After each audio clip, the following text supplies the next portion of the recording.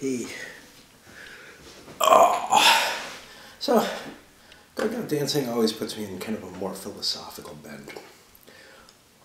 But usually that wears off in the harsh light of, not quite hangover, but the fatigue of the next day. Some trouble after alcohol effects, whatever.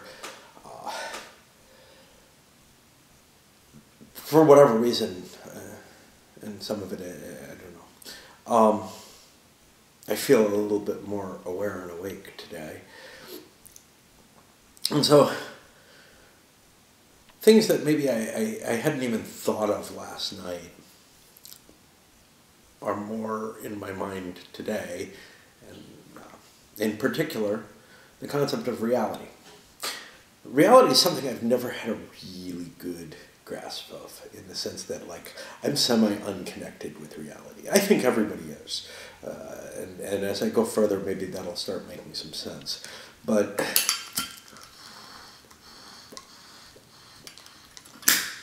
I think everybody has to be.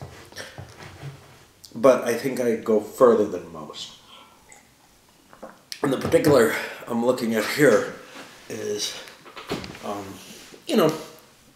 I have avoidance issues, right? But they're related to this, which is, if I face sort of the ultimate reality of everything, if I look at, and I'm not talking about some kind of, metaphysical side of things here, I'm talking about, wow, my best days are well behind me. I'm never going to be, as attractive as I once was, as healthy as I once was, as bright as I once was, and my life is never going to be as good in certain ways. In other ways, it kind of is, but those seem unimportant to me. So, for example, I have enough money that I have a house. I'm not worried about getting thrown on the street at any point. Things like that, which may seem very important to some people, but to me, they are only really because I might lose my games and maybe other stuff too that matter to me. I feel hopeless in the face of that kind of situation, and I kind of did with the storm too. It was kind of like, well, what is going to happen? Whatever, but no. If I look honestly and realistically, the things that really matter to me are just fading away, and they're going to get a lot worse. There's going to come a point where I can't dance anymore, where I've got, probably serious illness from my smoking. Or at the very least, we all just age eats up at us, my eyesight's getting worse and worse. My mental capacity is certainly less than it used to be. I always kind of like to joke that, I'm not as smart as I used to be, but I was never as smart as I used to think I was. I don't know if it's a joke, but a bit of reflection. I used to always kind of have magical thinking, and I have plenty of that anyway, associated with, I'll be smart enough to just, if I ever turn my head towards, like a mathematical problem, I'll be able to solve it and just, work it out and be able to do it without a hell of a lot of effort. Well, eventually I did kind of try that. And yeah, there's plenty of people who are at least as bright as I am, plenty of them who are brighter than I am, who have to work their asses off to work their way into, making that kind of proof or discovery that would be appropriate there. And, when kind of faced with that, when put in a situation where I wasn't living in hell anymore, which I was for my second undergrad degree,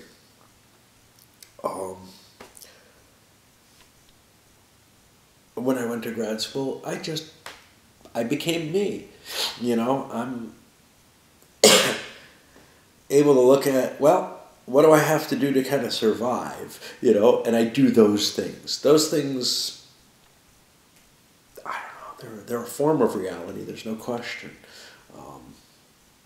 I've always kind of been able to get by one way or another, whether it's, I don't know, sometimes imposing on others, you know, sometimes whatever.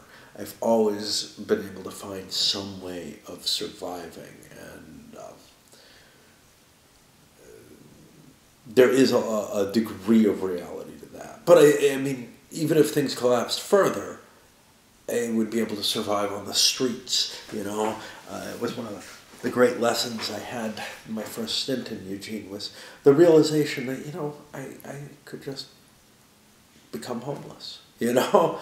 I could just pack up and have a tent. And now it's harder because I got my games here, you know. I mean, then they were mainly packed back with my mom, you know. And I wouldn't feel like I was abandoning them any more than I already had to take to the streets, even if it meant that I would never see them again, basically. But, yeah, so that kind of able to exist and survive type of reality is there for the most part. I think it's less than in a lot of people. It's less in the sense that, you know, rather than face a normal life and all the complexities of that, I seriously looked at, you know, living with a fucking backpack and a tent, and that being, you know, possibly superior, with all the real, I mean, it's not an easy life, and I know that. I've lived on the streets. I know that. Here is easier than in Buffalo, but and to the extent that I was able to look and say, you know, I think I could do this over the course of, you know, years. I think it doesn't get that cold. Yes, it gets below freezing, but, you know, there are heating centers, there's places to hide, you stick your head under your sleeping bag, and the worst part of it all is having to haul your life around on your back or hide it somewhere, and maybe, you know, somebody fucks with it and steals it or whatever. But honestly, yeah,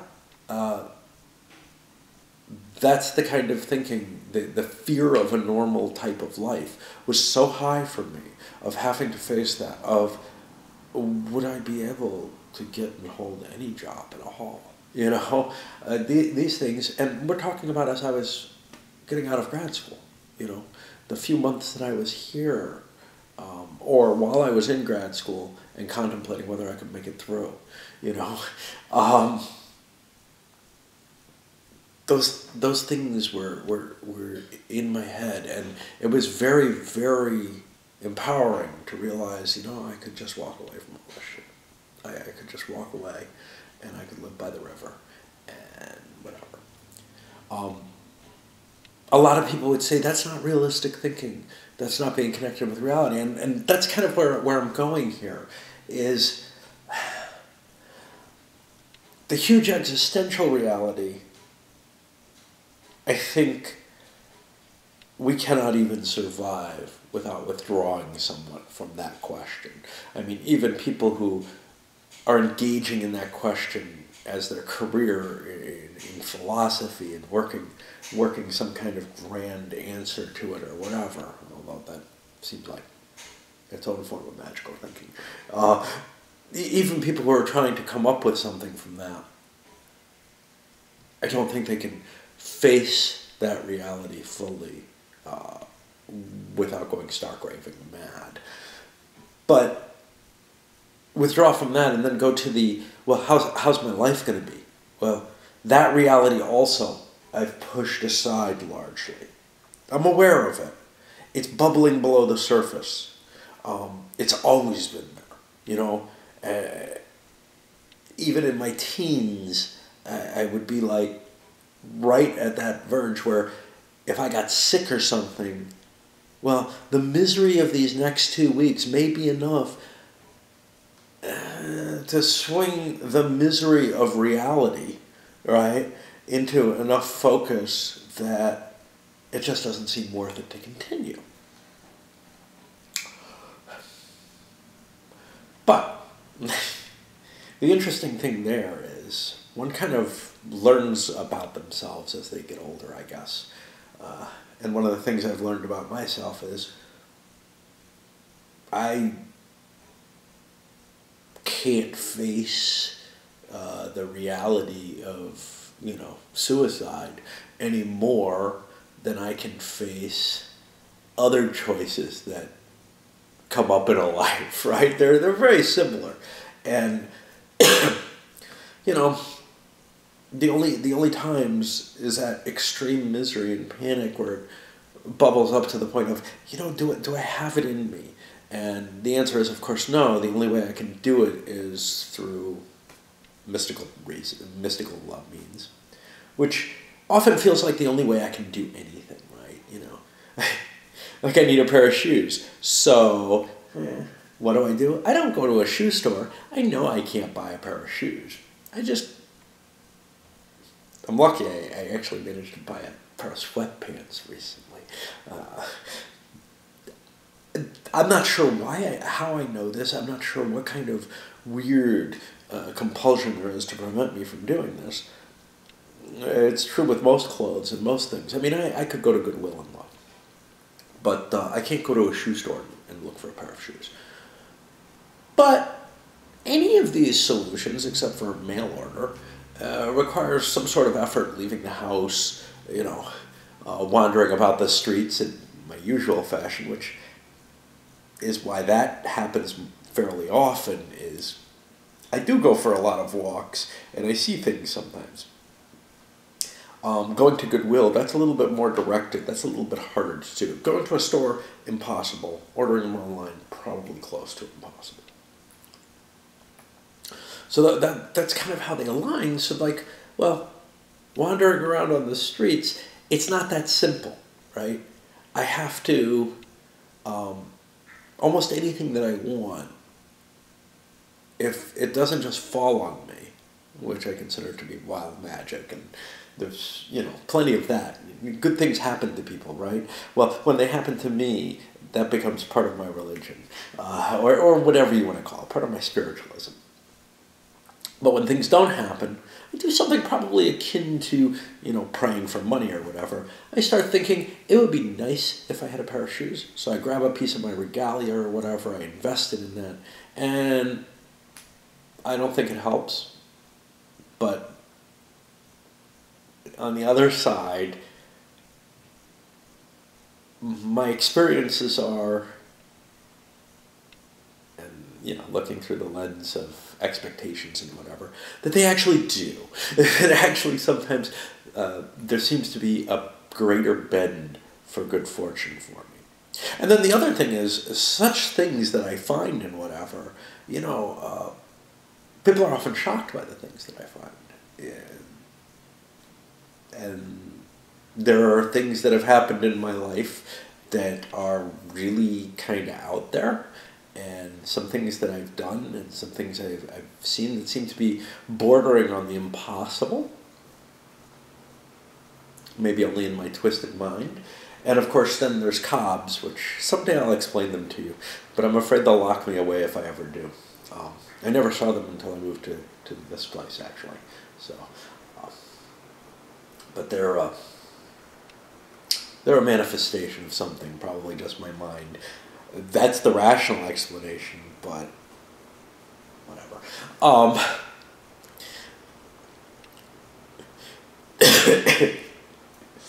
And the funny thing is, I mean, they're a joke. They're a joke I've had for many years. What makes cobwebs cobs? Well, then I don't know. There were a lot of cobwebs here, so the joke kind of came to the fore, and then I started seeing these things, and whatever.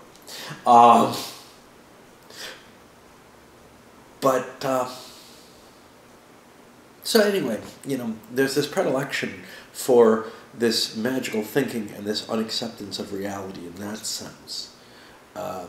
And I don't know, if that's my out, my way of saying, I'm not actually ignoring the problem. I'm doing something about it. I'm doing mythical stuff, I don't know. I don't understand my own motivations well enough, no matter how much I look at them, no matter how much I take the lens to them. And this is important because I'm special or whatever. I don't believe that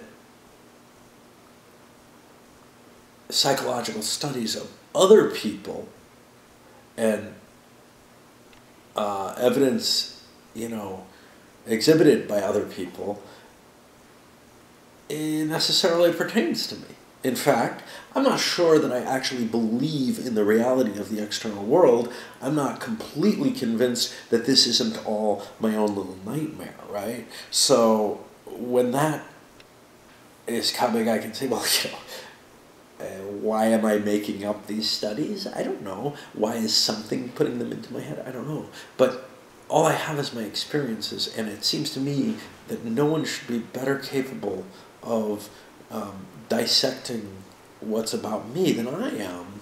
Yeah, I know any psychiatrist or psychologist is going to say, well, that's just patently false. But you see, I have experienced them, and they seem so far off the wall, compared to what we're really looking at here. They don't even understand some of the things I try to explain to them, like being able to create visions that are as rich an experience as sitting in front of a movie and watching it. Almost, except that I have control over that. Things like that. It seems like, oh, well, either they pass it off, usually they just pass it off as, you have a good imagination or whatever. I've never met anybody who can do that, I've never met anybody who says that they can get that kind of experience. And that includes, discussing this online or whatever. There's people who can picture something and how it'll come out, people who make movies. But it's not the same as experiencing watching the movie, sort of, or even being in it in some cases. But that's a step that I have trouble reaching. That's kind of more like dreaming, but it's like forcing yourself into that dream. Someday I'd explore that more, but I've never really achieved it any more than I've achieved another thing that I used to try, and probably will again, which is to levitate. What kind of lunatic does this kind of stuff? And it's funny because I had a dream recently where I woke up and I had been doing some kind of gliding type stuff. Just, I could jump and I could glide. And I woke up and I wondered, wait a minute, was this reality? Am I remembering something from, 10 years ago that I used to be able to do and I can't do anymore? And I was genuinely confused by that. That's the kind of link of unreality that kind of comes in this kind of thing. And so anyway, here's the thing. To me, that metaphysical look into, the nothingness of the capability to understand the whole purpose of everything is not that far from, oh geez, I gotta figure out how to call somebody, for example, to come in and trim a couple of my trees that were damaged in the storm. Now, all that becomes complexified because I have this chainsaw, which I ordered, and then I had to order oil for the chainsaw because I didn't know that I needed that. And then it didn't work. It wouldn't turn on. And so now I've got to delay until Sunday in order to get the chainsaw picked up on the next business day because I was afraid maybe Saturday is a business day for Amazon or something like that. And then I have to have it redelivered, and then I have to cut up all my wood so that the people I want to come in and clean up the trees that are damaged, that might break and fall on something and do more damage, can come in. And you might ask, well, why are you doing this? Well, I don't want to get charged for the wood that I can take care of with this chainsaw that I've already made the decision to buy, and I'm scared horribly about it. And the other thing is, I have some wood that I have to clean out of there before I can call the electrician who's supposed to look at my weather. Geez, I don't know what the fuck it is. I can't remember the word for it. It's the little thingy where the wires connect to the house, which got pulled and bent a little bit, and I really do need to have that straightened. But it didn't seem like he thought that was a terribly emergency situation. He's like, well, you know, contact me when the snow is gone. Well, there's a tree in the way, and I'd rather get that cleaned out of the way before I do it. So that relies on my chainsaw, and it relies on me doing the work. And then also, I have another line of problem going into that, which is that I finally got a phone from work, but it was a fucking iPhone, and it's very complex to get it working. I had it working, and then screwed up the password a couple times, and I'm not sure if I actually screwed it up. I'll tell you what I know I did. I know I pushed the little fingerprint button with the wrong finger a couple of times. That got me locked out, and then the manual password, which I know was right, wasn't working. And I even went through a couple of password resets with Apple and tried it again, and it just wasn't working. And I think it's got something to do with the way that our phones are provisioned, because we can't just use the iPhone like an iPhone. We have to sign on to our corporate account to get it installed properly. Anyway, they end up wiping it to the factory instance. Well, then I should be able to install it on my corporate, using my corporate password again. That doesn't work. So anyway, there's a few things that are going on that I don't want to touch any of it, because, hey, I kind of need a phone again. And since I know I'm going to get one, it's like the chainsaw. Since I know it's going to happen, I can delay that. So what the hell does any of this do with reality? Well, I don't think a normal person deals with their problems in this way. And I don't think they hide from every single one of these. And basically, you know, it takes 3 or 4 days, maybe a week, maybe a month to fucking cope with one of these little problems and face it down. And so long as everything, you know, is deteriorating at sort of a slow rate, I can cope with it. I can't repair it. I can't improve the situation. But that's life, right? That's that bargain. My body's going to shit. My living conditions are going to go to shit. Everything is going to go to shit eventually. It's like the planet, you know, we're fucking the planet. Well, that's fine, you know. I mean, it's a long-term problem. You can kind of ignore that.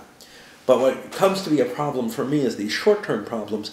I do not have the intestinal fortitude to cope with them. Now, when they get to the emergency level, maybe I do. Maybe I have the capability to make kind of an emergency decision. And that's actually how I have a chainsaw, right? What happened was we had no heat for several days because of the electricity being out. I had one day that I was able to sneak heat with the wood burning that. And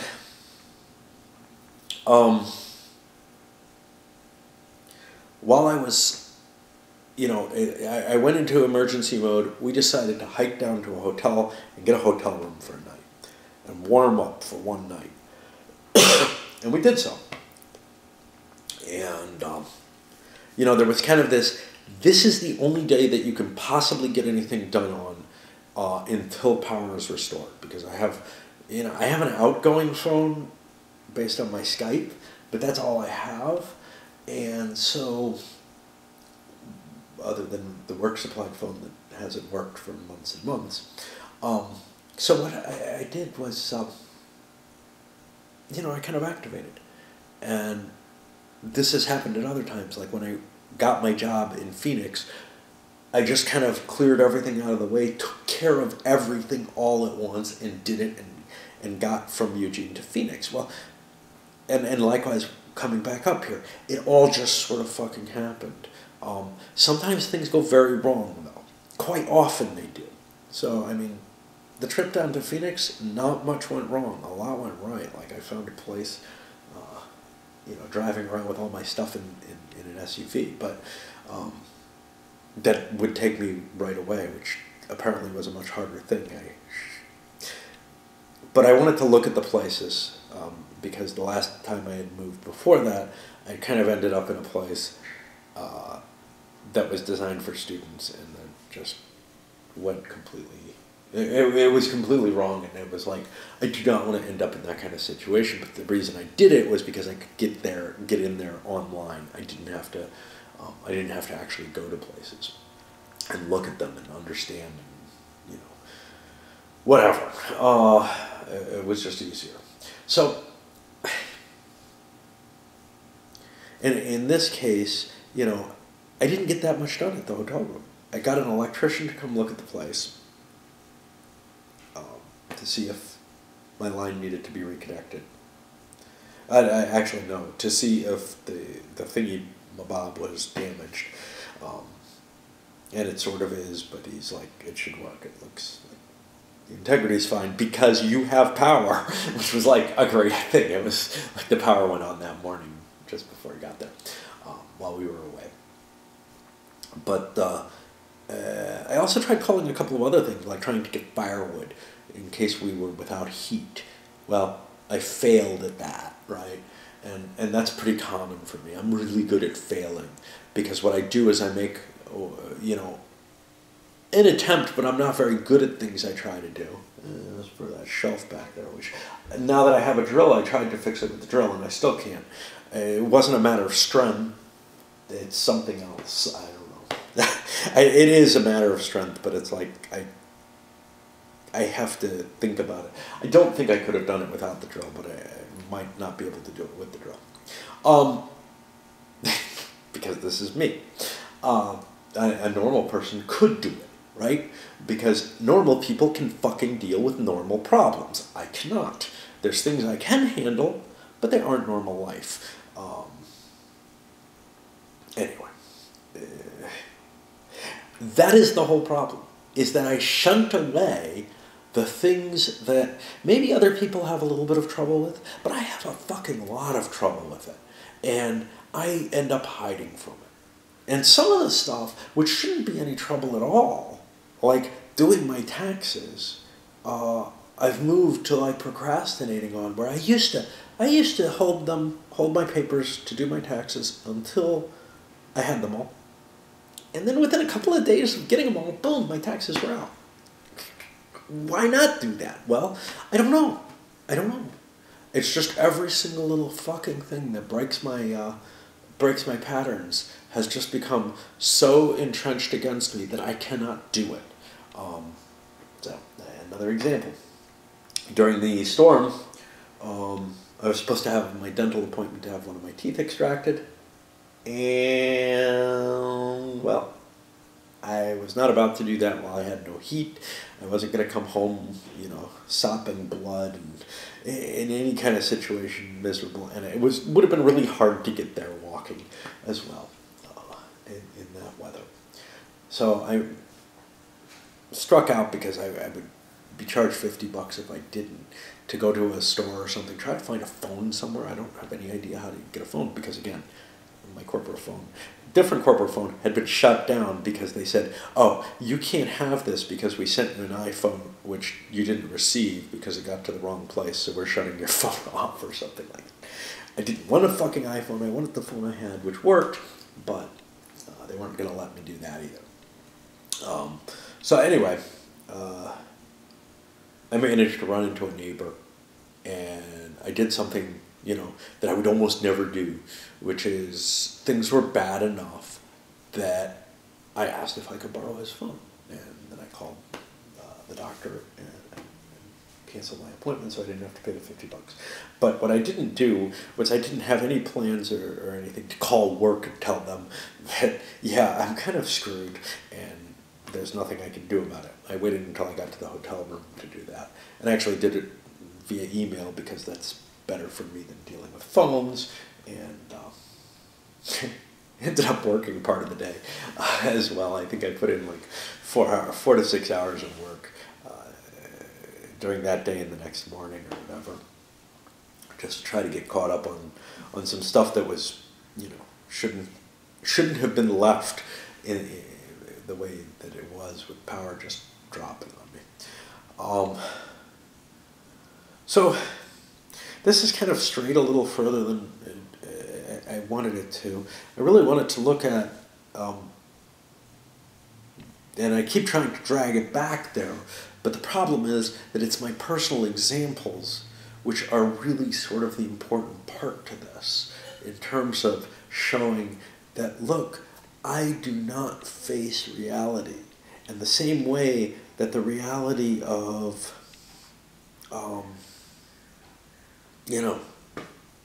that existential reality, the aging and death reality, and decline of your existence, that I think, those of us who are able to hide from that are the ones who survive, so it's a survival mechanism. But somehow or another, baked into that, and with no survival value at all that I can see, I hide from the reality of a modern life. Now, it's not like, if I was stuck in the woods and had to survive, I wouldn't be like, oh, I don't think I'm going to get fresh water, I'm just going to lie here and die. No. It's the complexities of the modern existence and these things that,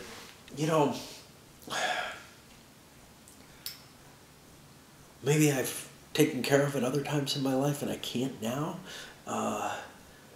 I don't know. I mean, it's really fucking crazy. It really is. It's like I will go through a lot of physical effort and misery in order to avoid facing some of these things, and I will look at that and I'll completely understand it, right? I mean, I will completely understand it. And a simple example is, I would have a bus pass or something. I wouldn't want to wait for a bus, so I would walk and let buses pass me.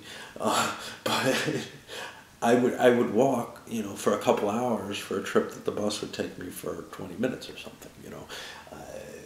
That kind of shit is pretty common for me, where it's plausible. Just so many things. And I mean, there's different things that get in the way. So like spending money that I wouldn't have to spend. Now, time may be a more valuable resource to me than money, but spending money is such a no-no. Maybe because I was so poor for so long, and I'm not all that poor now, and I can afford, $20 for a cab ride if I absolutely need it. But I would rather walk, for quite a long time, rather than pay that money. I'm trying to think of other instances, other things that fit in there. And it's just there's so many things that I feel like I am basically forbidden from doing. Talking to people is, of course, one of them. It's kind of funny. I ran into a situation last night where when I was going to the game store to meet, not planned or anything, but because I woke up a little early from my nap, to go down there and hang out with, the manager there or whatever for a while. Well, I get there and he's not there, and there's somebody substituting. And my initial reaction is quite simply, okay, I should just go because this isn't the situation I expected. But Instead, I basically had a problem because I needed more tea, I needed to use the restroom, and I had nothing to do for about an hour. And so I was like, well, you have to entertain me then. But I mean, that's so not me in general. It was just an extraordinary circumstance where my normal defenses, which would be like turn around and go home if I had been expecting to go hang out there, and that was all, or maybe wander around, maybe look to see if there was a bar I wanted to go to or something. All those kind of things, those didn't make any sense anymore. The only thing that made sense was I could stick here, or I could, I don't know, go to where I'm going an hour early and hang out and drink a little bit more and read the newspaper or something. But yeah, so being faced with that kind of panic situation, and sometimes the only time I can make decisions is under panic, under you're fucked if you don't make this decision, right? You have to make it one direction or the other. I don't care. You have to make it. If you do nothing, you're making the decision in a different way. Now, obviously, that's happening all the time, but it's deciding for the gradual degradation and destruction of life in exchange for having to do something proactive, which, again, it's stupid thinking. It doesn't work, and sometimes I'll cover it up with my mysticism. This is why the mysticism comes in there. My mysticism will step in and say, I'm doing something about it. I'm, doing magic.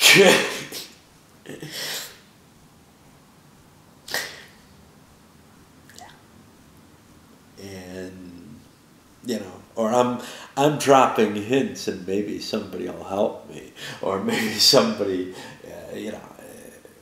whatever. And it's so fucking crazy. And I don't get the feeling that most people operate this way. I think that the people who do are generally very, very troubled and and often not able to lead sort of a normal, productive life. And that's how I was.